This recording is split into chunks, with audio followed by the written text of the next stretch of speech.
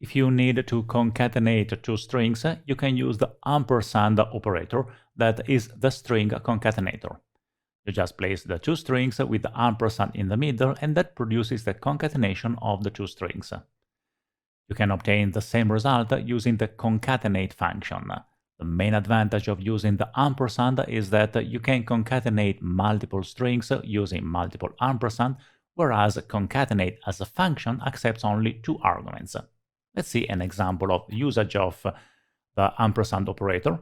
Here I'm summarizing customer by customer code and customer name. Both the customer code and the customer name are strings, and I create a new column, name and code, that uses the ampersand operator to concatenate the name and the code.